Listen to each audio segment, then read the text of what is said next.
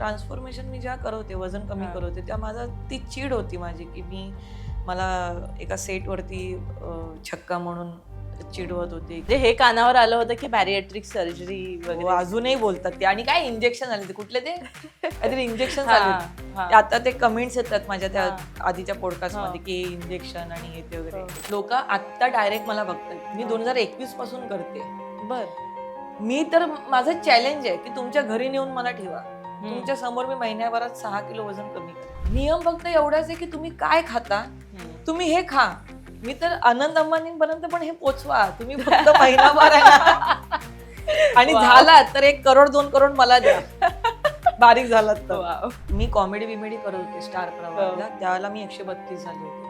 मला ना स्किट करताना ना उठता पण येत नव्हतं खाली बसल्यानंतर. मला आता आयुष्यात खरं प्रेम झालंय, जे मी 13 वर्षापासून एका व्यक्तीच्या प्रेमात आहे आणि माझी काही अपेक्षा नाही की ती व्यक्ती माझ्या आयुष्यात आहे. पॉडकास्टच्या मध्ये सुद्धा तू स्वामींचा उल्लेख केला. काय आहे स्वामींचं स्थान आयुष्यात? माझ्या आयुष्यात जर कुठली गोष्ट आहे ज्याच्यावरती मला माज करा असं वाटेल तर ती ही गोष्ट आहे.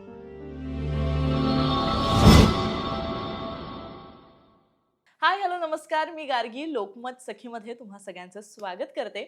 तर मैत्रिणींनो, आज माझ्या बरोबर एक असा गोड चेहरा आहे ज्या चेहऱ्याने उभ्या महाराष्ट्राला खळखळवून हसवलेला आहे. मात्र या हसऱ्या चेहऱ्यामागे दडलेला आहे तो एक संघर्ष.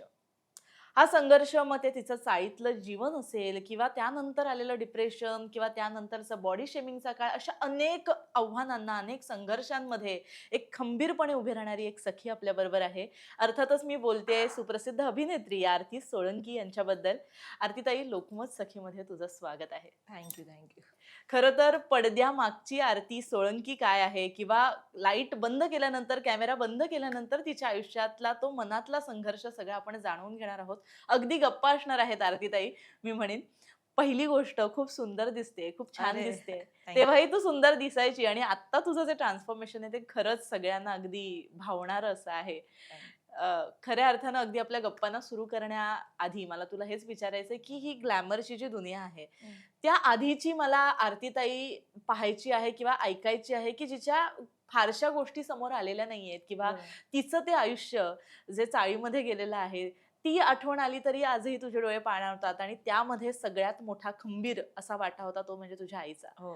मला याबद्दलची अगदी थोडक्यात, पण तुझं जे भावनिक विश्व आहे ते मला जाणून घ्यायचंय. काय सांग? काय नाही, मला असं वाटतं की आपण कुठून आलोय, किंवा चाळीतून आलोय, किंवा अगदी म्हणजे मिडल क्लास असू दे, किंवा अगदी श्रीमंत घराणं असू दे, किंवा काय, तर मला असं वाटतं संघर्ष हा सगळ्यांनाच असतो. प्रत्येक म्हणजे असं नाहीये की फक्त गरिबांनाच संघर्ष असतो किंवा काय.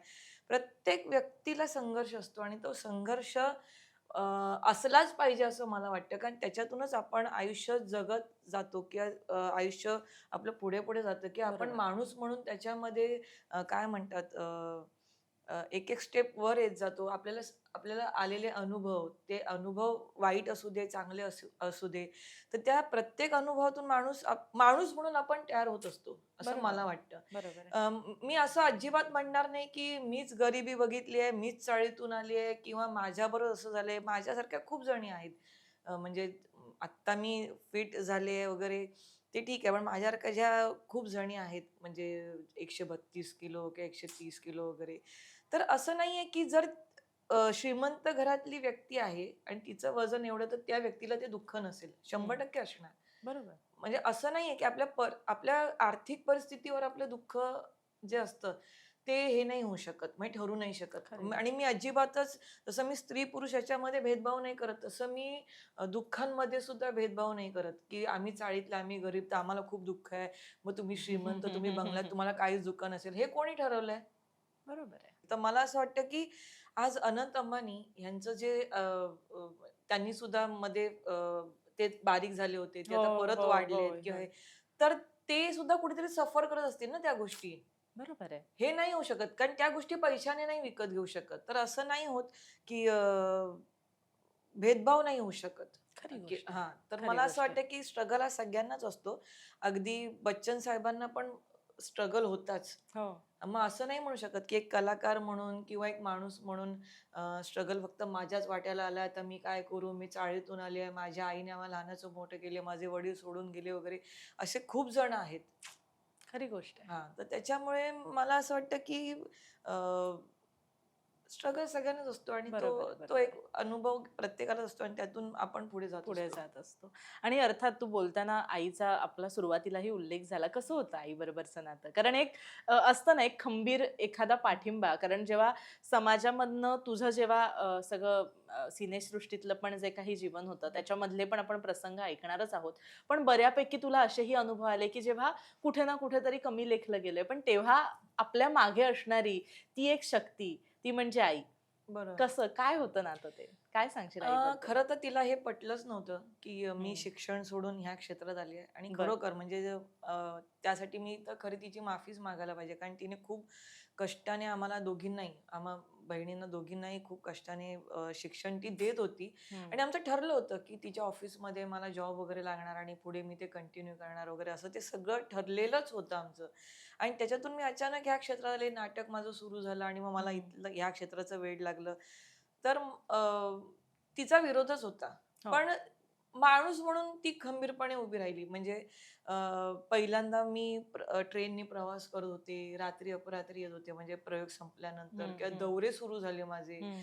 मग त्या गोष्टींसाठी मला पाठिंबा देत होती किंवा हं. त्यावेळेला ती मला सांगत होती, शिकवत होती, की कसं करायचं, काय. पण तिचा ह्या क्षेत्रासाठी मला पाठिंबा नव्हता तेव्हा. बरं.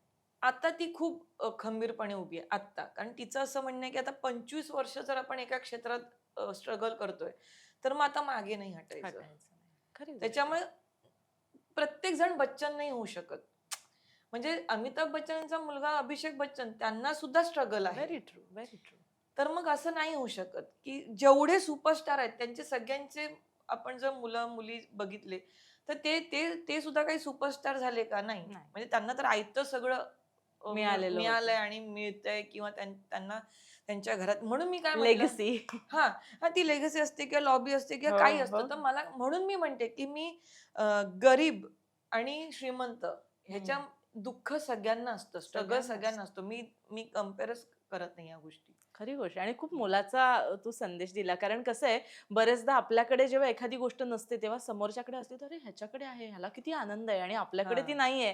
ती जी एक हां. मनामधली जी एक अशी पुसटशी अशी कंपॅरिझन असते ना, त्याच्याने आपण सतत दुःखी असतो, नाही असं मी मला खुश आहे. वाटतं. अनंत अंबानींना जे हो. जमलं नाहीये ते मी केलंय. Very true. वॉव! हां, म्हणजे किती छान आहे. मी मी हं. का मोठेपणा करू नये, की मी 5 वर्ष मेहनत करतेय. अनंत अंबानींकडे एवढा पैसा आहे, ते काय नाही करू शकत. खरी गोष्ट आहे. ते सर्जरी करू शकतात, ते जिम आणि आता मी काय बोलणार त्या माणसाबद्दल. पण आज मला मला आठवतंय ज्यावेळेला मी सुरू केलं होतं ना, तर मी जिममध्ये जाऊन विचारले होते, तर मला 25,000 काय 26,000 सांगितले होते. तर माझ्याकडे तेही नव्हते. मी म्हटलं, "नाही, मी जिम पण नाही करणार. माझ्याने बरं. जेवढं होईल तेवढं मी करणार." मग मी आज अनंत अंबानी यांच्यापेक्षा पण ग्रेट आहे असं मी म्हणेन. मग मी का कंपेअर करू त्या माणसाला किंवा मला? Very true. की पैसा असेल तर दुःख आहे, दुःख नाहीये. पैसा असेल तर सुख आहे, असं नाहीये. प्रत्येकाला प्रत्येकाच्या ठिकाणी स्ट्रगल आहेच. खरी गोष्ट आहे, खरी गोष्ट आहे. आता स्ट्रगलचा विषय आला. आपण आता थोडंसं पुढे जाताना तुझा तो सिनेसृष्टीचा प्रवास सुरू झाला. हं. तुझं ते पहिलं पदार्पण आणि ती धाकधूक ते आठवतंय का सगळं? कशी हो. होती? काय भावनिक चढ-उतार तुझ्यामध्ये चालू होते हो. त्यावेळेस? मी टाईमपास म्हणून ती एकांकिका केली. त्याच्याने लगेच मला भूषणकडून हे व्यावसायिक हो, हो, नाटकालाच तो हो. घेऊन गेला. ते संतोष पवारचं आणि त्यावेळेला आत्ताही संतोष पवार ग्रेटच आहे. त्यावेळेला तर खूपच दादाचं हे होतं हं. यदा-गदा चित हो, वगैरे हो, सगळं-सगळं हो. खूप एक संतोष पवारच्या नाटकांची लाटच होती त्यावेळेला. तर यदा त्याच्या कदाचितचा उल्लेख झाला. गांधारीचं पात्र म्हणजे हो. अजूनही सगळीकडे सर्वश्रुत आहे. ते आहेच आणि हो. ती तर माझ्या खूपच जवळची आहे. वॉव! हो, अ, तर मला जर तू विचारशील, की हो. पहिलं पदार्पण वगैरे, मी त्यावेळेला 17 वर्षांची होते. त्यावेळेला पदार्पण होतंय हो. किंवा आत्ता जे मी नाटक मला मिळालंय भूल-भुलैया, त्यावेळेला जे काही मी खुश आहे किंवा हां.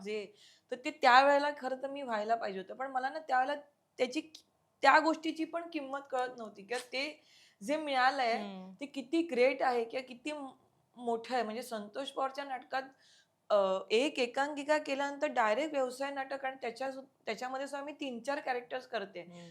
तर ते ना मला कळलं नव्हतं कारण मी बरोबर. 16-17 वर्षांची होते. तर मला ते हो, ते नव्हतंच काही. हो. आणि मी तुला खरोखर सांगते मला ह्या गोष्टींचं महत्त्व कधी कळायला लागलं ज्यावेळेला ना लोक येतात आरती सोळंके ते फुबाई फूमुळे झालं. हो हो हो. आरती सोळंके हे नाव फुबाई फूमुळेच लोकांना कळलं आणि आम्ही जे काही लोकांसमोर सेलिब्रिटी म्हणून किंवा असे काही जे उभे राहिलो ना किंवा आम्हाला पण जे कळलं की अरे आपण सेलिब्रिटी आहोत, तर ना ते फुबाई फू जे आम्ही केलं त्यानंतर माझ्यासारखे खूप जण असतील फुबाई फू मधले, व्हेरी ट्रू. की तेव्हाच आम्हाला कळलं की आम्ही कलाकार आहोत किंवा आम्ही सुद्धा कोणतरी आहोत. बाउन्सर्स वगैरे हे सगळं आम्ही अनुभवलंय त्यावेळेला. म्हणजे अगदी काय म्हणतात ना, ते एखादं उद्घाटन कर, हे कर वगैरे. पण त्याच्या आधी जी 10 वर्षाची माझी नाटकाची जी जर्नी होती ना, त्यावेळेला मला खरंच असं काही वाटत नव्हतं. मला असं वाटत होतं मी स्ट्रगलरच आहे आणि मी ती प्रोसेस हां, ती चालू आहे. प्रोसेस चालू गो हां विथ द आणि फ्लो. मला ना तेव्हा ना खूप आश्चर्य वाटायचं. मी यदा-कदाचित वगैरे करत होते हो, ना किंवा हो, हो. नाटकं करत होते ना, तर माझ्याबरोबरचे जेवढे कलाकार होते म्हणजे नयन जाधव पण माझ्यावर यदा-कदाचित करायचा राइट. त्यावेळेला. हो. तर ना ते सगळे ना फोटो-बिटो काढ, स्ट्रगल कर, आज मी इथे जाऊन ऑडिशन दिलं. हो. मला तेही कळत नव्हतं. म्हटलं बर. कशाला जाताय ते? काय करायचं? नाटक तर चालू आहे आपलं. कशाला काम पाहिजे? मला सीरियलमध्ये काम मिळावं किंवा मी पण टीव्हीवर दिसावी हेही माझं तेव्हा हे नव्हतं. हे सगळं एक तर तुमच्या नशिबात असतं तेच होतं. खरी गोष्ट आहे. माझी नाटकं बंद झाली. त्यानंतर आपोआप दार उघडले ते सीरियलचे दार उघडले. ते झाल्याने की सिनेमेचे दार उघडले. मी मी खरोखर सांगते माझ्या प्रत्येक कामाने मला काम मिळत गेलंय.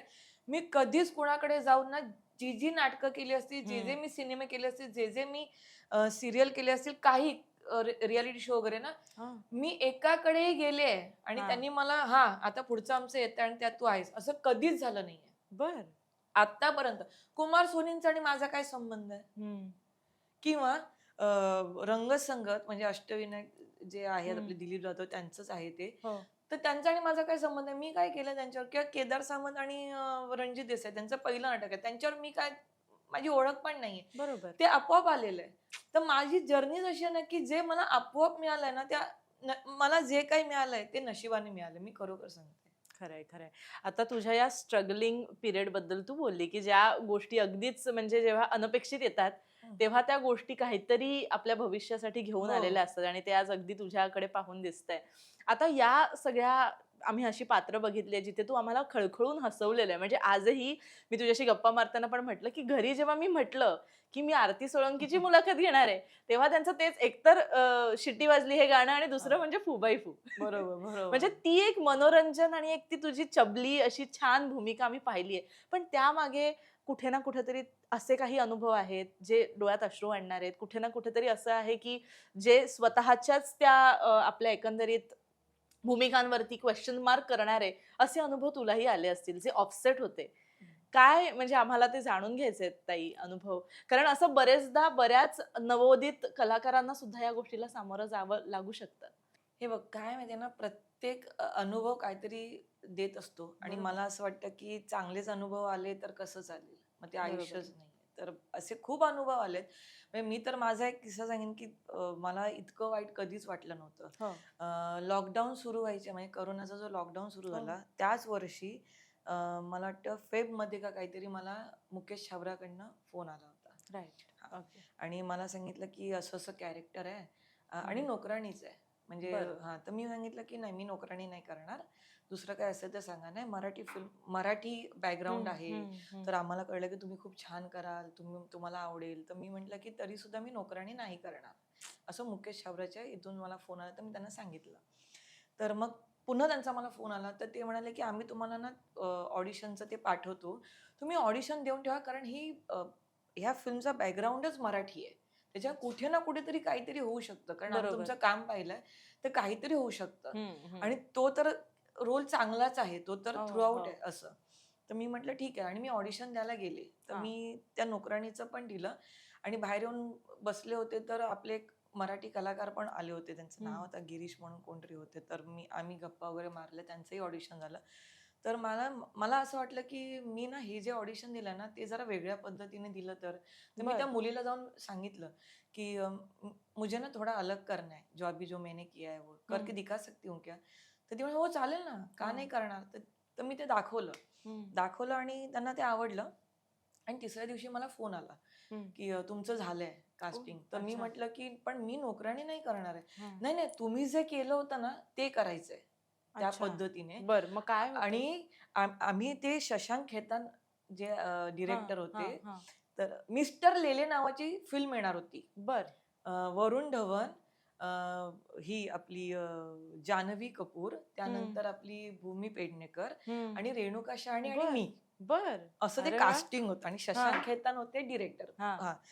तर तर ते म्हणाले की आम्ही ते कॅरेक्टर असं चेंज केलंय की ती नोकराणी नसते, ती शेजारी राहणारी असते आणि रेणुका शहाणे एकट्या राहतात म्हणून ती दिवसभर त्यांच्यावर असते. त्यांच्या आम्ही बरोबर असं केलंय. असते. ओके. असं असेल तर मी करेन, नाहीतर मी करणार नाही. तर झालं, सगळं फिक्स झालं, कॉस्ट्युम झालं, सगळं सगळं झालं. माझ्या तारखा घेतल्या, रीडिंगच्या तारखा घेतल्या. म्हणजे त्याला धर्मा प्रोडक्शन करणार होती ती फिल्म, मिस्टर ओके. लेले. ओके. तर 3 दिवस रीडिंग असणार. शशांक खेतान, करण जौहर वगैरे सगळे आपले कलाकार असतील आणि आपण रीडिंग घेतोय.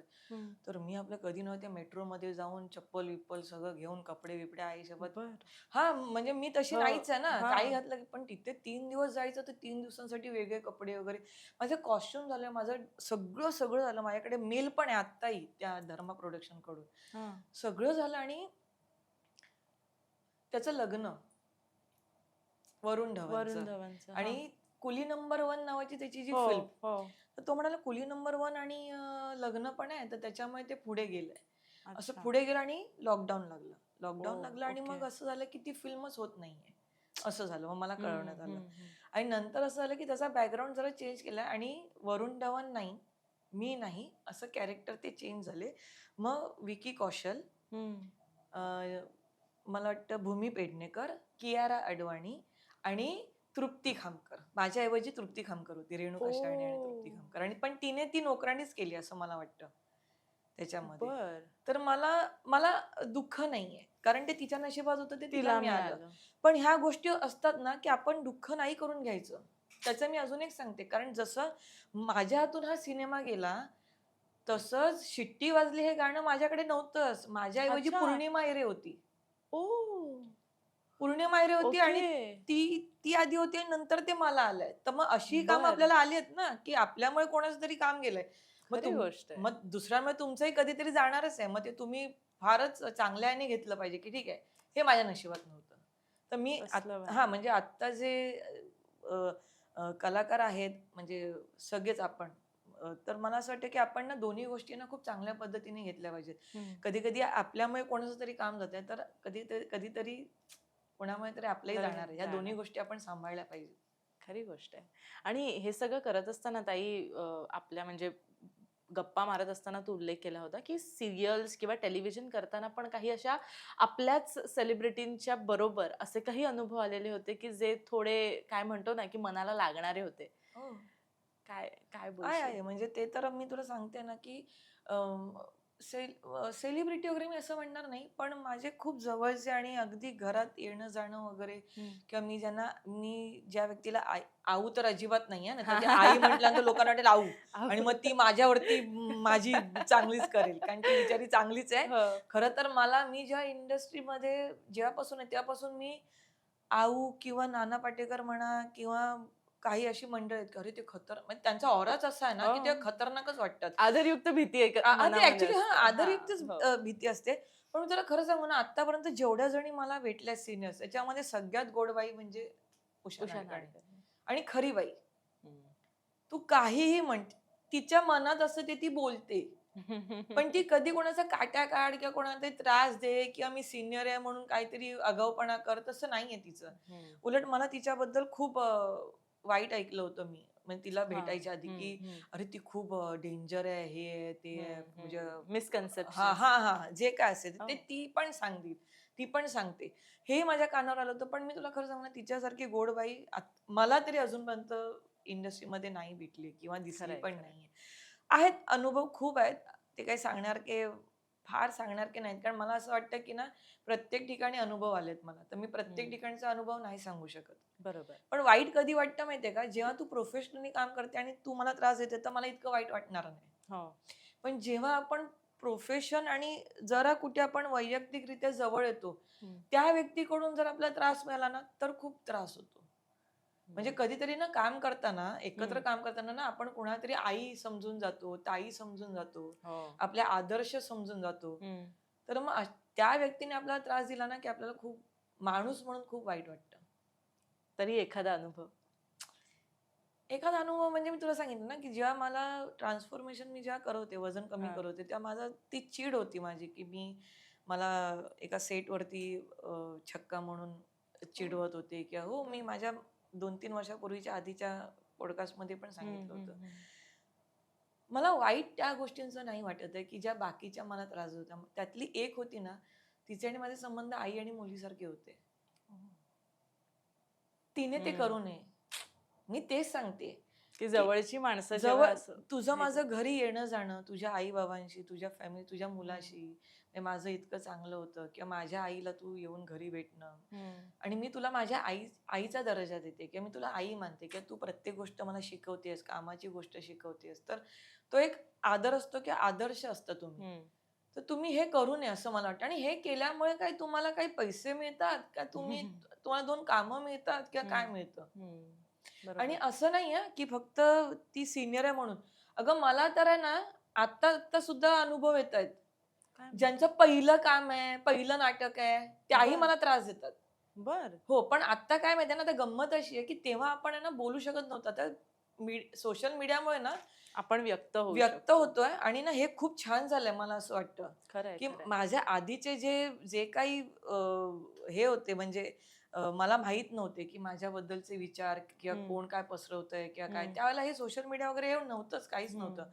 पण आता कळालं ना, हे खूप सोपं झालं. आणि ना अ, आणि आता मी अशी झाले ना, की मला जरा जरी कळलं ना, तरी मी व्हिडिओ करून किंवा डायरेक्ट फोन करून विचारते, विचारते. हम्म. किंवा मी क्लिअर करते, बरोबर आहे. की असं-असं आहे, किंवा मला असं कळतंय, तर त्या व्यक्तीला माझ्या समोर घ्या, विचारा, किंवा हम्म, माझ्याकडून काही चुकत असेल तर मला सांगा. हम्म.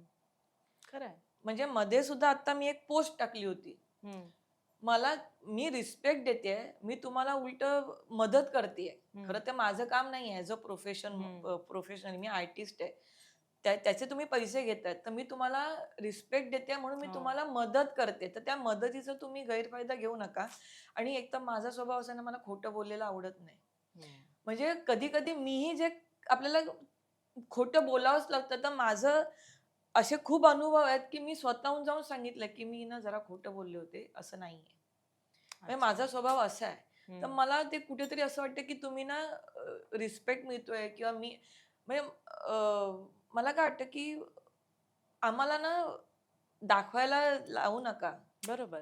की हा, म्हणजे ती जी बाजू आहे ती. हा. आम्ही सुद्धा काही आत्ता 2 महिन्यापूर्वी किंवा 2 कामं करून नाही आलोय. आम्ही 25 अनेक वर्षाचा स्ट्रगल घेऊन आली आहे. खरं व्हेरी तर मी ट्रू. स्ट्रगल नाही म्हटलं पाहिजे, कारण मी जे प्रोजेक्ट केलेत ना, मला स्ट्रगलर कोणी म्हणू नाही शकत. बरोबर आहे. मला गॅप खरी आहे, माझ्या गोष्ट आहे. कामामध्ये गॅप आहे. हो. पण मी स्ट्रगलर नाही. पण तरी सुद्धा मी स्वतःला स्ट्रगलर म्हणते. का? तर ते माझ्या स्वतःसाठी, कारण मला जे अचीव्ह करायचंय ते मला अजून मिळालेलं नाहीये. बरोबर. तर मी स्वतःला स्ट्रगलर म्हणून घेते, म्हणून तुम्ही माझ्या डोक्यावर नका नाचू. खरी गोष्ट आहे. कलाकार म्हणून जर मला जे द्यायचं तर तुम्हाला द्यावंच लागणार आहे, किंवा मी मी माझा मोठेपणा आहे, की मी तुम्हाला मदत करते. ते हम्म, सगळं हम्म. बाजूला ठेवून तुमचं वय, तुम्हाला तुमच्या पोटी जो आदर आहे त्या पोटी, खरंय. तर त्याचा गैरफायदा घेतला नाही घेतला नाही पाहिजे. पाहिजे. खरंय. कोणीच. खरंय, खरंय, खरंय. आणि या सगळ्या ह्याच्यामध्ये अशी कोण तुझे मित्रमंडळी किंवा अशी कोणी व्यक्ती, की जी तुझ्यासाठी एक कम्फर्ट स्पेस होती, की ज्यांच्यासमोर तू या सगळ्या गोष्टी व्यक्त करू शकत होती? जसं तू म्हणाली, की आता सोशल मीडियामुळे खूप गोष्टी ईझी झालेल्या आहेत. हं. पण तेव्हा एक असतं ना, की मनामध्ये झालेलं दुःख किंवा अशा ऐकिवात आलेल्या गोष्टी ह्यांचा आपल्याला जो त्रास होतो. एखादी कोणीतरी व्यक्ती, की जी कम्फर्ट होती, की जिच्याशी मी बोलत होते. ह्या क्षेत्रातली नाहीये ती व्यक्ती. बरं. हां. हं, तर माझी बेस्ट फ्रेंड आहे दीपाली गुजराती म्हणून. हं, तर मी तर तिला ना स्वामीच मानते. कारण ना हं. तर मला असं वाटतं, की ती स्वामी रूपी माझ्या आयुष्यात आलेली आहे. म्हणजे ती आणि तिचा नवरा पण. मी खरोखर सांगते, कारण त्यांनी मला अशा वेळेला मदत केली आहे, किंवा अशा वेळेला माझ्या उपयोगी पडलेत ना, मी त्या ती तिच्याबद्दल जेवढं सांगेन ना, तेवढं कमीच आहे. म्हणजे वेगळा पॉडकास्ट करावा लागेल, की तिने मला हो. नाही, सिरियसली, की हं. मी काहीच नव्हते, की आम्ही ज्यावेळेला एकांकिका, नाटक वगैरे सगळं करत होते, तेव्हापासून ते आत्तापर्यंत फक्त मलाच नाही, तर माझ्या बहिणीचं ऑपरेशन होतं, तर तेव्हा सुद्धा तिने मदत केली होती, किंवा पुन्हा कधी तुम्ही पैसे देताय किंवा काय. मी खरोखर तिला स्वामीच मानते. ती आणि तिच्या नवऱ्याला. तर ती आहे माझ्या अजूनही मागे. खरंय, खरंय. हो. तर ताई अगदी म्हणजे सगळ्यांना एका गोष्टीची क्युरिओसिटी आहे. कारण तो तुझ्या आयुष्यातला टप्पा जे आम्ही आज पाहतोय ते ट्रान्सफॉर्मेशन तुझं. बऱ्याच अशा आपल्या मैत्रिणी आहेत, की त्या या प्रोसेसमध्ये जात असतात आणि मग त्या काळामध्ये अनेक रस्सीखेच चालू असते. भावनिक, मानसिक, सामाजिकदृष्ट्या लोकांमध्ये उठ करताना येणारा न्यूनगंड असेल किंवा जसं आम्ही तुझी एक वेगवेगळी रूपं बघितली. म्हणजे शिट्टी वाजली मधली आरती आणि फुबाई फू मधली एक वेगळीच कॉन्फिडन्स होता. कट्टू जेव्हा तू बिग बॉसमध्ये आली, एक वेगळं तुझं रूप होतं आणि कट्टू आत्ताची तू. म्हणजे या सगळ्या फिटनेस जर्नीबद्दल मला जाणून घ्यायचंय ताई. हे बघ सगळ्यात आधी ना मी ते बिग बॉसचं क्लिअर करते कारण मला हां. सगळेजण म्हणतात की त्याला मी ते केस आणि हे ते केस वगैरे वगैरे. हां, त्याचं ना मी तुला ते हां, का केलं होतं त्याच्या मागे कारण होतं कारण हां, तिथे गेल्यानंतर हां. एकतर मला माहितीये की मी बाकीच्यांसारखी तयार नाही होऊ शकत. बरोबर. मला इंटरेस्टच नाहीये त्या तयारीमध्ये. अच्छा. हां, तर मग काय करायचं? रोज उठून कोण केस आणि ते हेअर सगळं करत बसणार, मेकअप करा आणि हे करा, ते करा. अच्छा. तर मी म्हटलं आपण जातानाच असं जाऊया ना, की ना टेन्शनच नाही, शर्ट, जीन्स. अच्छा. बरं. तर ते होतं ते माझ्या डोक्यात हां. आणि बरं. मला हे माहीत होतं, की त्याच्या आधी ना मी एक शो केला होता झुंज मराठमोळी. हां. श्रेयस तळपदे अँकर होते आणि हां, हां, हां, हां. कलर्स मराठीला होता. बरं. हो, कलर्स मराठीला. तर ना मला माहितीये की तुमचे टास्क असतात, सगळं असतं. तर आणि मी अशीही जर आरशात त्यावेळेला बघत नव्हते. तर मला काय ते बोलते? हो, मी आत्ता बारी झाल्यानंतर आरशात बघते. मी तेव्हा सांगते काय, मी कधीच असं छान तयार हो, हे ते वगैरे कधीच नाही. जे माझ्या जवळचे आहेत त्यांना माहिती आहे. शर्ट घातलं, जीन्स घातली, शूज घातले की निघा.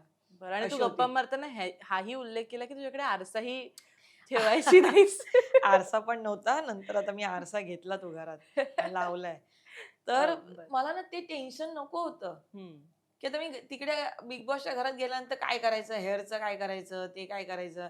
मी कापूनच टाकले. त्यांना माहीत नव्हतं माझा सगळा बॉन्ड-बिंड झाला आणि माझी मला वाटतं रिहर्सल पण झाली होती डान्सची वगैरे. हां, सगळी रिहर्सल झाली होती, सगळं झालं होतं आणि मी जाणार ना, हां. तेव्हा मी 2 दिवस आधी 2 दिवस का बरं. 1 दिवस आधी कापून टाकले होते केस. अच्छा. म्हणजे त्यांनाही माहीत नव्हतं जे चॅनलचे होते किंवा काय. की असं मी काही गेल्यानंतर ते म्हणाले, "अरे, तू काय केलंस हे?" मी म्हटलं, "हो, मग काय करणार? आतमध्ये कोण सगळं करत बसेल? मी नाही करणार." बरं. असं ते होतं. हं, ते काही वेगळं असं मी काही ठरवून हं. गेले नव्हते. मला कंटाळा आहे या सगळ्या गोष्टींचा मेकअप आणि असं बोलू नये, म्हणजे कामाच्या वेळेला आपल्याला मेकअप करावाच लागतो. पण हो. मी इतर वेळेला नाही असं. मी मी टॉम्बॉय आहे. मला ते हं, नाही होत गं. कारण लहानपणापासून ना आम्ही ना त्या ह्याच्यातून नाही वाढलोय. म्हणजे हं. लाडीकपणे आईने तयार केलंय आणि आम्ही शाळेत गेलोय. कुठे होती आमची आई घरात? बरोबर. तर त्याच्यामुळे आम्हाला जे काही येत होतं ते आम्ही करायचो आणि जायचो शाळेत म्हणा किंवा तर ते व्हेरी ट्रू. पावडर लावा रे, मग ते काजळ भरा रे, हे लहानपणापासूनच आम्ही केलं नाहीये. हो. आई अंघोळ घालायची आम्हाला आणि कामावर जायची. जोपर्यंत आम्हाला अंघोळ करता येत नव्हती. मग स्वतः अंघोळ करायला होतं तेही नाही. आम्हाला असं सजवलं वगैरे कोणी तयार नाही केलं ना, त्याच्यामुळे हे खरंय. हं. लहानपणापासून लोकांना असं वाटतं, की अरे ही टॉम्बॉय आहे किंवा असं आहे. पण ती सवय माझी बहीण पण तिचं हां. लग्न आहे मला 22 वर्षाचा भाचा आहे. बरं. हो, आम्ही दोघी पण आमच्या घरात तुला खरंच खोटं वाटेल. आमच्याकडे ना साधी पावडर असते ना, हां. ती पण नाही. फक्त तेल. काय म्हणते? तिनेही आयुष्यात कधी लिपस्टिक कारण कोण करणार? घरी खरंय, दोघी खरंय. जणीच फक्त चाळीतली माणसं आम्हाला लहानाची मोठं करणार. ते काय 24 तास आमच्याकडे येऊन बघणार? ते त्यांच्या मुलांना पाठवणार शाळेत वगैरे की आमच्याकडे लक्ष देणार? Very true. तर त्याच्यामुळे ना आम्हा दोघींनाही नाहीये हे. मलाच एकटीला असं नाहीये, माझ्या बहिणीला हं, पण नाहीये. हं. मग ती त्यातल्या त्यात तरी ठीक आहे. पण आम्हा दोघींनाही लिपस्टिक लाव, तयार हो वगैरे आम्ही दोघी नाही, आम्हाला लहानपणापासून ते नाहीच आहे. बरं. तर त्यामुळे ते बिग बॉसमध्ये मी तसे गेले होते आणि अ, मला काय वाटतं माहिती आहे ना, की मी मी नेहमी आत्ता जेव्हा माझं ट्रान्सफॉर्मेशन झालंय किंवा मी बारीक झाले आणि हं. आता मला असं वाटतं, की आता छान जरा वाटतंय, हो, बघावसं हो. वाटतंय, की तयार व्हावं. तर माझ्यासारखे जे आहेत म्हणजे आधी जशी मी होते तसे, हे प्रत्येकाला अनुभव असतो किंवा प्रत्येकजण, की कपडे चांगले मिळत नाहीत. हो. मापाचे, दुःख वेगळं ते असतं. दुःख वेगळं असतं. मग काय मिळेल ते घाला किंवा काय किती नटलो तरी काय किती सुंदर दिसणार आहोत आपण किंवा काय करून होणार आहे किंवा तर त्याच्यामुळे मी कधीच कुठल्या पार्टीमध्ये नाही. लोकं हो, तू मला हं. दाखव ना कुठल्या पार्टीमध्ये मी असते. बरं. चॅनलच्या किंवा कुठल्या आताही नाही? अगं स्मिता गोंदकरच्या पार्टीला जे मी गेले दोनदा, एकदा काय दोनदा, ते मला आऊने जबरदस्ती नेलं होतं. बर. हां. आणि मला आठवतंय झुंज मराठमोळीची पार्टी, त्यानंतर स्मिता गोंदकरची एकदा काय दोनदा पार्टी, हम्म. त्यानंतर अजून कुठली पार्टी? बिग बॉसची तिकडे जो निकाल लागल्यानंतर जे काय आम्ही ती जेवायला बसलो सेलिब्रेशन. होतो. सेलिब्रेशन पण नाही. आता चला जेवायला चला, मग तिथे जे काही होतं ते तेवढंच. ह्या 4 पार्ट्या सोडल्या असतील तर मी इंडस्ट्रीत 25 वर्ष स्ट्रगल करते, तर पार्टीत कुठलेच नसते मी. आणि मी कधी बर. गेले पण नाही. मला तर एकदा असं झालं होतं, की एकापेक्षा एक अप्सरा अली करत होते. हा. त्याला झीचं माहिती आहे ना, झीचं ते हो. काय ते नॉमिनेशन काहीतरी असतं, झी हा. गौरव का काहीतरी, त्याच्या आधी एक पुरस्कार पार्टी असतात. असते. तर त्या पार्टीसाठी मला सांगितलं होतं, की सगळ्या अप्सरांना कंपल्सरी यायचं आहे, नाहीतर बघा काढून टाकतील. गंमत केली होती. तर मी म्हटलं काढून टाका, पण मी काय पार्टी देत नाही. त्याचं कारण पण मी तुला हा. सांगते, की का पार्टीत मी हा. जायचं नाही किंवा मी का कम्फर्टेबल नसते. कपडे काय घालायचे? मी जर असे गेले तर लोक मला कसे रिॲक्ट होतील किंवा खरी कसं गोष्ट आहे. तो ते एक न्यूनगंड असतोच. खरी तो गोष्ट आहे. न्यूनगंड होता. त्याच्यामुळे ना मी कम्फर्टेबल आजही नाहीये. अच्छा. कुठल्याही पार्टीमध्ये किंवा कुठेही जाताना ना मी नसतेच. मी मुळात आहे ना एखाद्या ग्रुपमध्ये ना फार रमूच नाही शकत. माहित नाही का? पण ते आम्ही लहानपणापासूनच एकटे ना, तर मला ना ते पटकन असं नाही होत. मी ना रमते. मला जी माणसं आवडतात ना, मी त्यांच्यामध्येच रमू शकते. बर. हां. मग मी त्यांच्याशिवाय राहू पण नाही शकत. अच्छा. मला मला ना व्यसन लागतं त्या व्यक्तींचं. हां, मला एकतर व्यसन नाही तर मग काहीच नाही. असं काहीच आहे. नाही.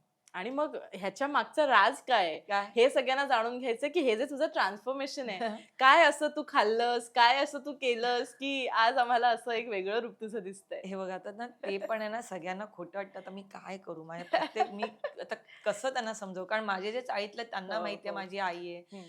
किंवा मला असं वाटतं, की जर समजा एखाद्या डॉक्टरने किंवा सर्जनने हं. जर एखाद्या मुलीचं एवढं वजन कमी केलंय किंवा कुठल्या औषधाने, हो, तर ती कंपनी मला सोडेल का?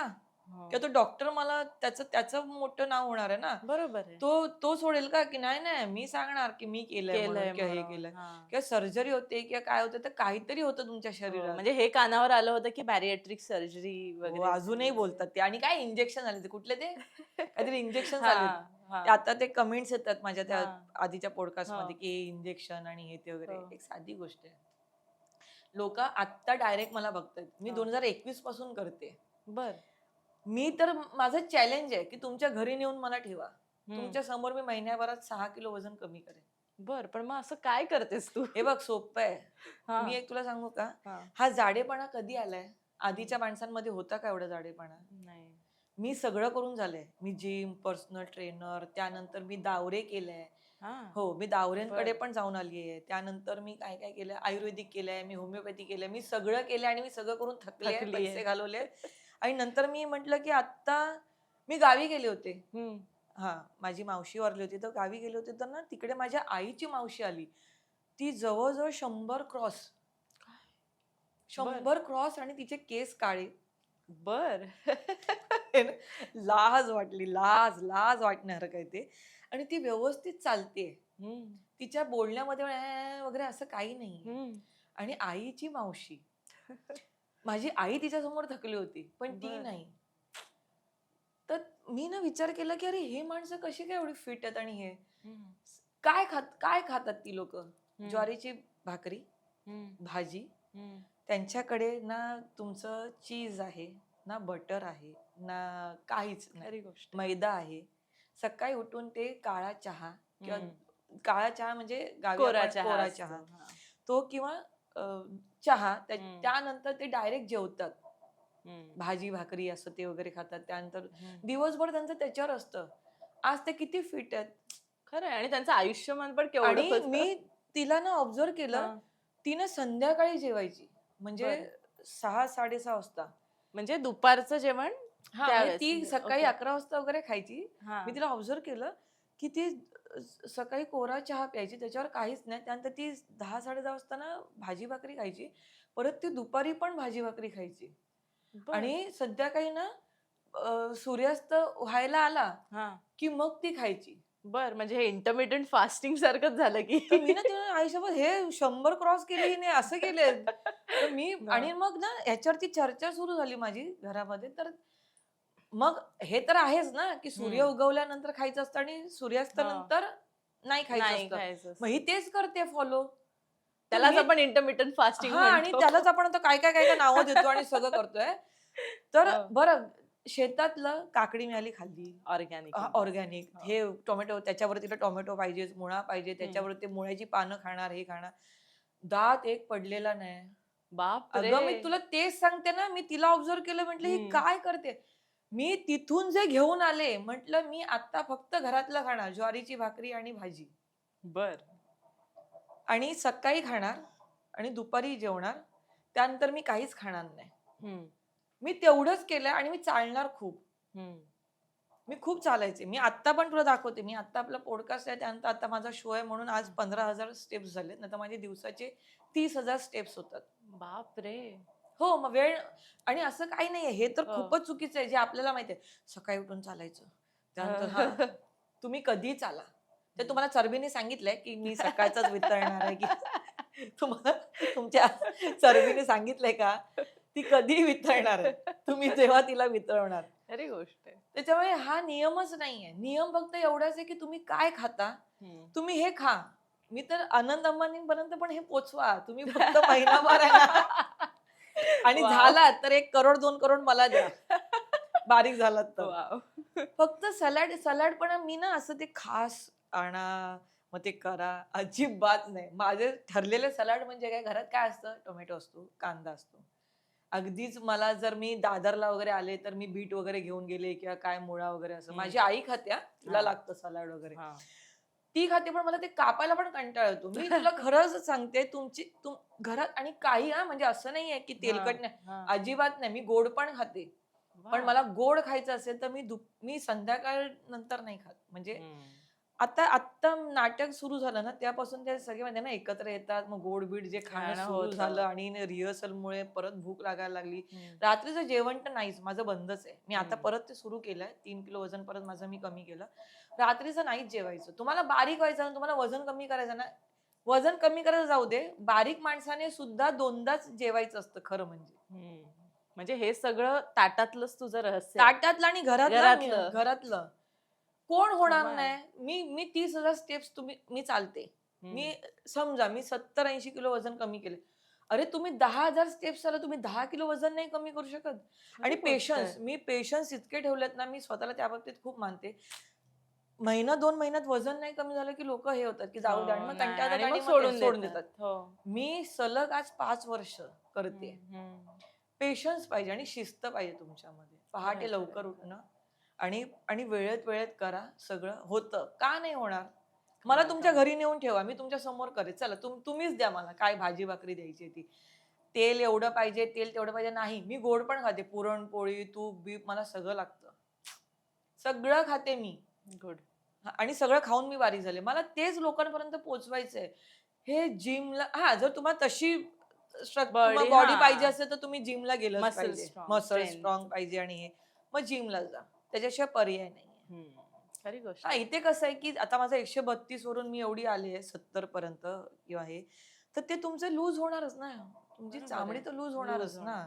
आता त्याच्यासाठी मी मग काहीतरी करणार हा. आहे. हम्म. मग त्याच्यावरती हा इलाज असतो, की तुम्हाला ते कट करावं लागते. हम्म. जी हम्म. तुमची अतिरिक्त अतिरिक्त जे हे आहे. स्किन असते ना, ती कट हम्म. करायला लागते. हम्म. माझ्या केसमध्ये ते आहे. अच्छा. पण मला असं वाटतं मी तेही नाही करणार. मी का करू? गरज नसेल गरज तर नाहीये ना. काय. मी कशाला कापाकापी करू? कापाकापी करायची तर बेरेटिक सर्जरी बॅरेटरी वगैरे सर्जरी. माझ्या मोठ्या बहिणीची बेरेटिक सर्जरी झाली आणि ती फ्लॉप झालीये. आणि तो तिला एवढा त्रास व्हायला लागला ना, की कारण ते कसं होतं, की पिशवी एवढी मोठी असते ती हो, कमी हो. केल्यानंतर त्याच्यामध्ये राहतं कमी. त्याच्यामुळे ती काय झालं, की उलटी. अय्या. जवळ-जवळ 2.5-3 वर्ष तिला तो त्रास होत होता. आणि आता काय झालंय वाटतं परत ती पिशवी वाढली वाटतं आतमध्ये. तिचं परत खाणं बर. पहिल्यासारखं झालंय. म्हणजे भूक तेवढी झाली आहे. आणि ती वरतून कमी झाली आणि खालून तेवढीच आहे. ओ. मग हे किती विचित्र आहे. मग त्याच्यापेक्षा पेशन्स ठेवा, शिस्त खरी ठेवा गोष्ट आहे. आणि मी काय म्हणते तुम्ही कशाला अपेक्षा करताय, की माझं महिन्याला 5 किलो वजन कमी झालं पाहिजे. 1 किलो होऊ दे ना. 1 किलो वजन जर महिन्याला कमी होतं, तर वर्षाचे 12 किलो वजन कमी होतं. तुम्ही ते का नाही ते बघत? विचार. वाव. खरी गोष्ट आहे ताई. आज जर मी 60 किलो वजन कमी केलं असेल 70 किलो तर ते 5 वर्षात केलंय ना. मी काहीच कसलाच नियम धरला नाहीये. हे हम्म. बारीक होताना. मला तेच लोकांपर्यंत पोहोचवायचंय. किती छान. डायटिशियन हे ते वगैरे काय गरज नाहीये. पूर्वी फक्त आपल्याला हेच स्नॅक्स माहित होते. सँडविच, वडापाव. वडापाव.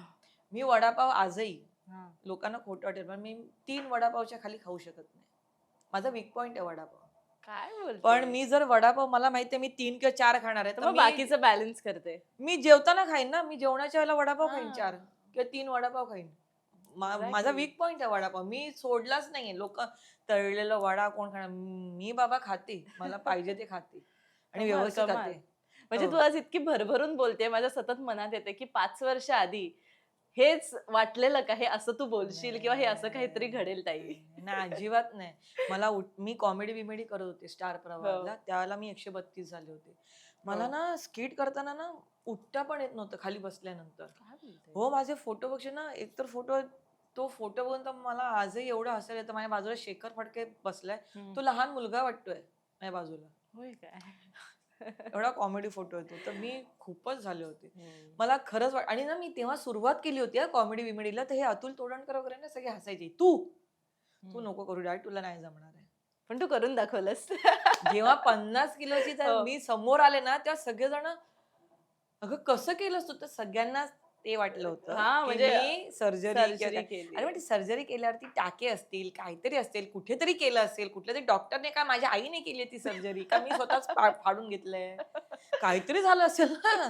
बरं मी मराठी अभिनेत्री आहे. हां. बऱ्यापैकी लोकांना माहिती आहे. तर ज्यांच्याकडे मी ट्रीटमेंट घेईन, ते ती सेल्फ लोकं तरी प्रमोशनसाठी करतील ना. करतीलच. हो. बरं तुला माहितीये मला किती Instagramवरती जेव्हा ते पॉडकास्ट वगैरे सुरू झाल्यानंतर मला Instagramवरती किती ते 2-4 मेसेज आले होते, की आमच्याकडून तुम्ही कराल का म्हणून?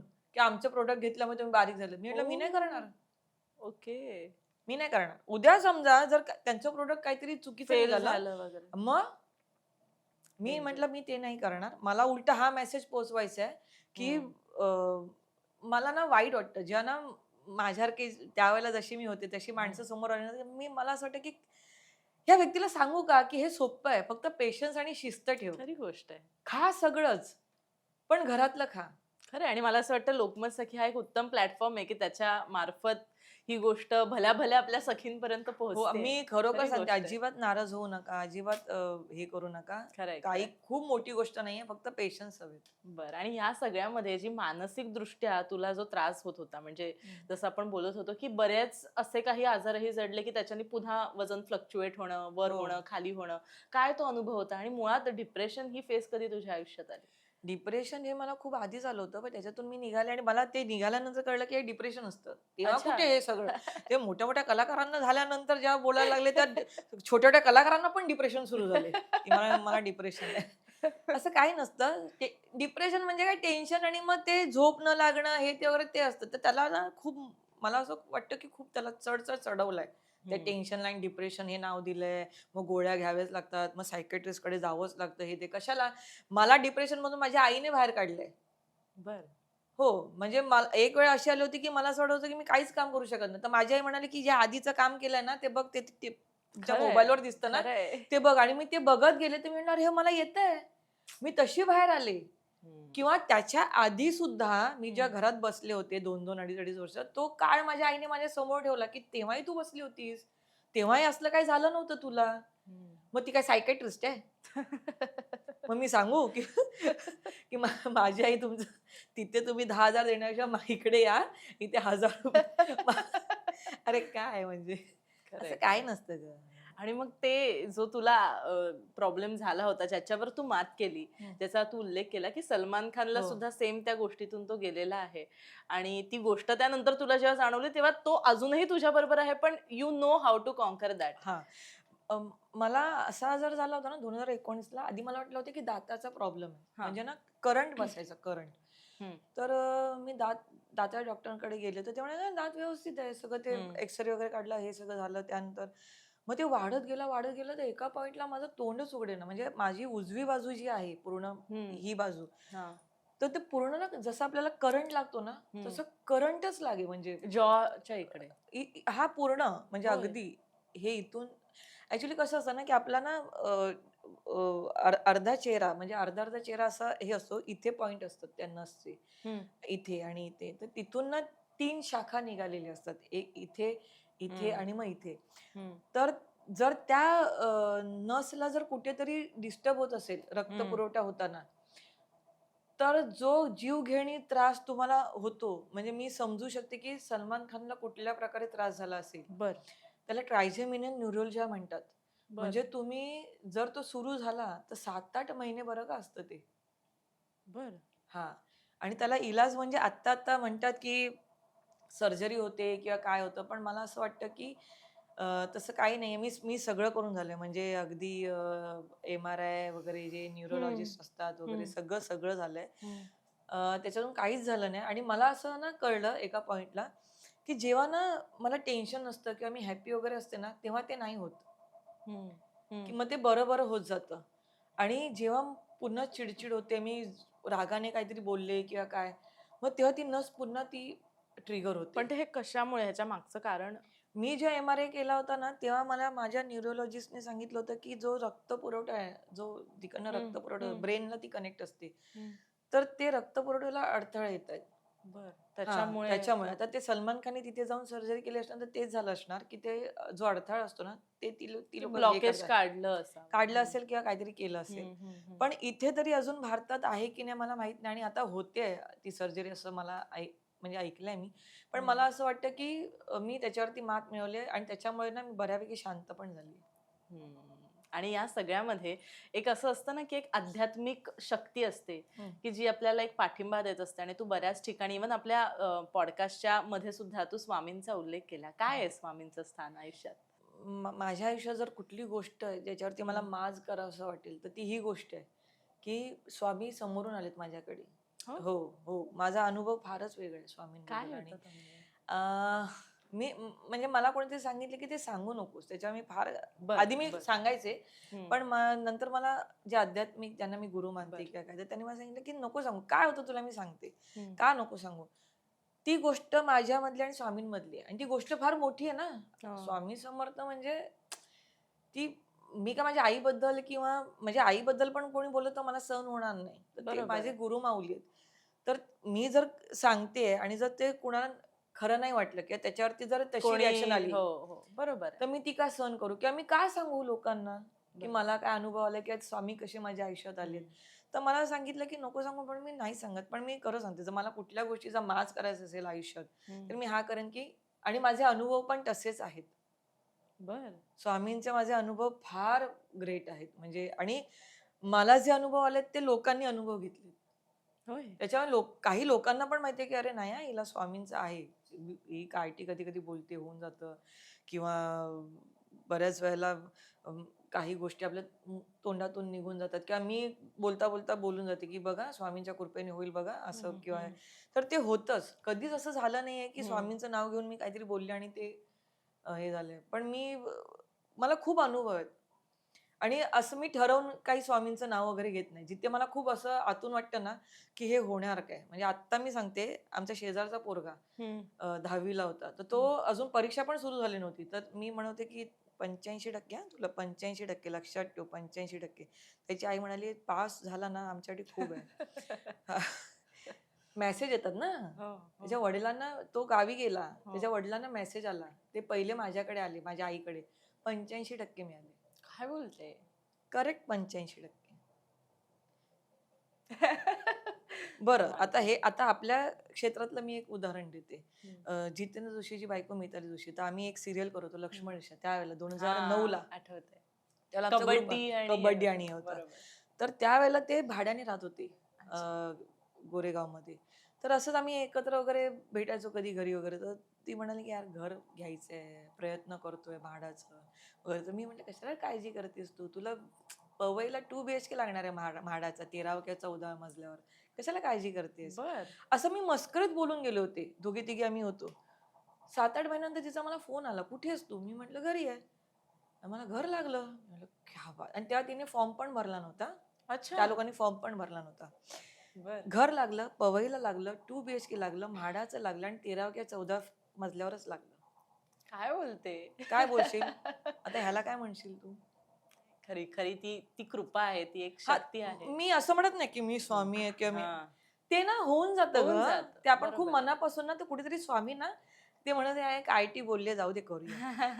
आणि एक गोष्ट आहे, की त्यांना जेव्हा यायचं असतं, तेव्हा ते त्यांचे येतात. ते म्हणजे येतात. आपण त्यांना जबरदस्ती हे करू नाही शकत किंवा तुझं अजिबात नाही. ऐकलं म्हणून मी श्रद्धा करते आणि मग ते येतील, अशातलाही अजिबात तो भाग नाहीये. नसतो. मग मला सांग खरंय. ना, म्हणजे मी तर खरं म्हणजे आता माझ्या बरोबरचे जेवढे होते, तेवढे सगळे आयुष्यात पुढे गेले. मी किती स्वामींना हे करायला पाहिजे? उलटं मी हो. स्वामींना असं म्हणते, की माझं जे काही चुकलं असेल मागच्या जन्मात, ह्या जन्मात जे काही माझे वाईट कर्म असतील, ते मला ह्याच जन्मी सगळं हे करून जायचंय. आणि मला कुठेतरी विश्वास आहे, की माझा शेवट जो असेल तो सुखाचा असेल आणि खरी मी गोष्ट. ते प्रयत्न करणारच आहे. खरंय, खरंय, खरंय ताई. अगदी आपण आता उत्तरार्धात येतोय आणि तुझ्या आयुष्यामध्ये तुझ्या आम्ही वेगवेगळ्या छटा आता ऐकतोय आणि खूप मस्त आणि खूप वेगळ्याच आम्हाला काय म्हणतो ना प्रेरणा देणाऱ्या आहेत. अशामध्ये आयुष्यामध्ये प्रेम पण खूप महत्वाचं असतं. तुझा प्रेमावर विश्वास आहे का? असं आता मला तुला विचारायचंय. मी आता काय करू? विश्वास ठेवू का नको ठेवू? कारण मला ते लपवून ठेवायला आवडत नाही किंवा हं. मी नाहीच म्हणजे मी काही नावं नाही सांगणार किंवा हां. हे नाही करणार. पण 16-17 वर्षाचे असताना एक प्रेम, मग तेव्हाचं ते प्रेम, हं. मग ते ब्रेकअप, त्यानंतर मग आपण जरा 20-22 वर्षाचे असताना तेव्हाचं प्रेम, मग त्यानंतर मग हे असं 3 जण माझ्या आयुष्यात येऊन गेले. पण मला ना त्यावेळेला राग होता त्या तिघांबद्दल. पण मी हं. खरोखर सांगते, जे आता माझं ट्रान्सफॉर्मेशन झालंय ना, मला ना आदर वाटायला लागला त्यांच्याबद्दल, की अगं एक प्रॅक्टिकली ना, त्यावेळेला मी काय दिसत होते किंवा माझ्या घरची परिस्थिती खूप आहे, हं. म्हणून कोणीतरी माझ्या प्रेमात पडलंय किंवा इंडस्ट्रीमध्ये माझं काहीतरी स्टेटस आहे, म्हणून कोणीतरी माझ्या प्रेमात पडलंय. असं नव्हतं. ते फक्त माणूस म्हणून माझ्या प्रेमात पडले होते. खरंय. उलटा माझा आदर वाढलाय त्यांच्याबद्दलचा. आधी मला राग होता, की "अरे मला कसं नाही हे अहो, केलं? असं हां. कसं सोडून राग येतोच ना, की साहजिक आहे. ते स्वतःहूनच आले आणि ते स्वतःहूनच गेले. माहीत नाही. कदाचित ते काहीतरी शिकवायला आले असतील किंवा खरी गोष्ट. काहीतरी माहीत नाही. असेल काहीतरी कनेक्शन असेल किंवा काय. पण मला प्रचंड त्यांच्याबद्दल आदर आहे. आणि ह्या 3 जणांमुळे ना आता मी तुला खरं सांगू का? ते प्रेम होतं, काय होतं हे मला माहीत नाही. हं, अट्रॅक्शन होतं हं, किंवा काय होतं हे मला माहीत नाही. मैत्री हं, होती किंवा घट्ट मैत्री असते किंवा ते हं. आपल्याला कधीतरी प्रेम वाटून जातं ते हो. होतं. पण त्या तिघा जणांमुळे ना मला आता आयुष्यात खरं प्रेम झालंय. जे मी 13 वर्षापासून एका व्यक्तीच्या प्रेमात आहे आणि माझी काही अपेक्षा नाही, की ती व्यक्ती माझ्या आयुष्यात यावी. ओह! त्या वॉव! तिघांमुळे झालंय ना. आज जर हे सुद्धा खूप मोठं आहे मला असं वाटतं. मला इच्छा माझी अशी इच्छा नाही किंवा मी स्वामींकडे कधी मागतही नाही, की त्या फळ व्यक्तीने दे. मला हो म्हटलं पाहिजे किंवा ती व्यक्ती माझ्या आयुष्यात आली पाहिजे. मी आता इतकी प्रॅक्टिकल झाली आहे ना त्या बाबतीत, जर माझ्या नशिबात असेल ती हं. व्यक्ती तर ती येणारच आहे. मी आणि मी त्या खरंय. व्यक्तीला पण आहे ना, फक्त सांगितलंय आणि सांगायच्या आधी पण मी हे सांगितलं, की हे मी एकदाच सांगणार, ह्याच्या पुढे नाही पुन्हा तो विषय कधीच निघणार नाही हं. किंवा माझी काही जबरदस्ती पण नाही आणि मला माहिती आहे प्रॅक्टिकली काय आहे. मला माहिती आहे होणार नाहीये. पण मला वाटतं, की मी तुम्हाला सांगितलं पाहिजे आणि मी त्या व्यक्तीला सांगितलंय. तथास्तु. अरे व्हाव्या त्या गोष्टी. नाही असं नाहीये. मी खरोखर हो. मी जर स्वामींकडे बाकीचं काही मी तुला सांगू का, मी करिअरच्या बाबतीत आणि अ, प्रेमाच्या बाबतीत. प्रेमाच्या बाबतीत आणि परिस्थितीच्या बाबतीत ना स्वामींना कधीच मागितलं नाहीये. मला असं वाटतं ना, की ते तुमच्या नशिबात असताना तेच होतं. खरंय. त्याच्या व्यतिरिक्त काही होऊ आणि स्वामी ना, मला ते आधी मी पण हे केलेलं आहे नवस आणि हे ते वगैरे. पण तुमच्या नशिबातच नसेल, तर तो काय करणार काय आहे तो करेल? देव हो. तिथे? आणि परत आपण त्या देवालाच परत चुकीचं म्हणतो. आता खरंय. मी जर म्हटलं, की मला ऑडीच पाहिजेच. मला ऑडी घ्यायची. अहो, तुझ्या नशिबात डिझायर आहे. मी डिझायर घेतली. हे असतं. त्याच्यामुळे मी फार व्हेरी काही ट्रू. अपेक्षा खरंय, ठेवत नाही खरंय. कुठलीच. खूप मज्जा येते म्हणजे असं वाटतंय ना या चर्चा थांबायलाच नाही पाहिजेत. ताई अगदी म्हणजे तुला आता वेगळी तुझी एक सुरुवात आहे. आता तुझं नाटक आहे हो, आणि त्यातूनही एक वेगळ्या भूमिकेतून तू आम्हाला हो. दिसणार आहे. तसंच येत्या काळामध्ये आरती सोळंकी नव्या काही रूपामध्ये नवे काही प्लॅन्स आरती सोळंकीचे आहेत का? हो, माझे ना वेगळे प्लॅन्स आहेत. म्हणजे हं, अभिनेत्री म्हणून खरं तर नाही आहेत ते. म्हणजे हं, मी कलेद्वारेच ते करणार आहे. हं, हं. कारण माझा प्लॅटफॉर्म तो आहे. तो आहे. म्हणजे बरोबर जसं आहे. माझी ही कळकळ आहे ना, की किंवा तळमळ आहे, हं, की लोकांपर्यंत मला हे पोहोचवायचं आहे, की तुम्हाला डायटिशियन, सर्जरी आणि ह्याची गरज नाहीये. तुम्ही जर फक्त घरचं खाल्लत, हं, तरी तुम्ही बारीक होणार आहात. किंवा तुम्ही फिट होणार आणि फक्त बारीक होणं महत्वाचं नसतं ग, तुम्ही आतून पण आतून तेवढे किती स्ट्रॉंग fit असले आहे. पाहिजेत. बरोबर आहे. तुम्ही गुळ पण खाल्ला पाहिजे, तुम्ही पुरणपोळी पण खाल्ली पाहिजे, तुम्ही सगळंच खाल्लं पाहिजे. पचवून व्यवस्थित उभं राहता आलं पाहिजे. हा, मला असं वाटतं आपले जे पूर्वज होते ना, ते त्यांची जी त्यांचं जे राहणीमान होतं ना, तेच करेक्ट आहे. ते जसे खात होते ना, आपण त्यांना फॉलो केलं पाहिजे. जेव्हापासून हे चीज वगैरे आलंय ना, तिथे सगळं गणलंय. मी ते बंद केलं पहिलं. हम्म. मी गोड खाते. मी गोड का नको खाऊ? आपल्या जे काही हो. नवरस काय नव म्हणतात ते काय काय हा. म्हणतात ते? चवी वेगवेगळ्या आहेत चवी असतात. त्याच्यामध्ये गोडाला तर तुरट आहे, महत्व गोड आहे, हो आंबट आहे, तिखट हो. आहे. ते सगळं गेलं पाहिजे. हम्म. असं नाही मला सांग ना, एक साधी गोष्ट आहे. जर मी माझ्या शरीराला मी साखर बंद केली समजा, मी पूर्णपणे साखर बंद केली.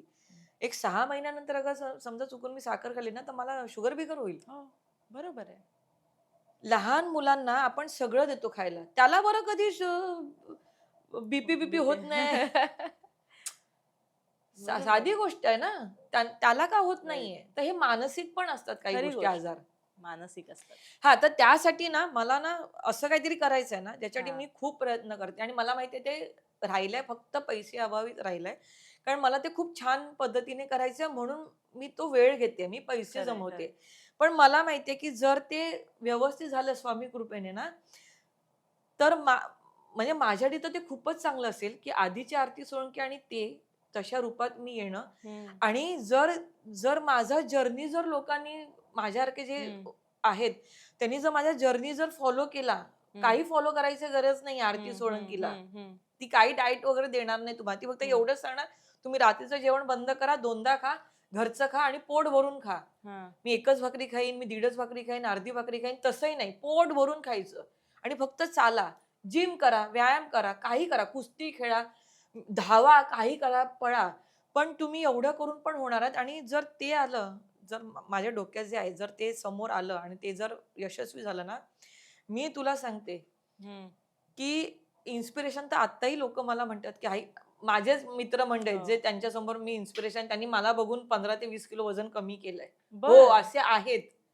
त्याच्यामुळे मला असं वाटतं, की ते ना मी एक सेट करेन हम्म. ती गोष्ट खरी गोष्ट आणि आहे.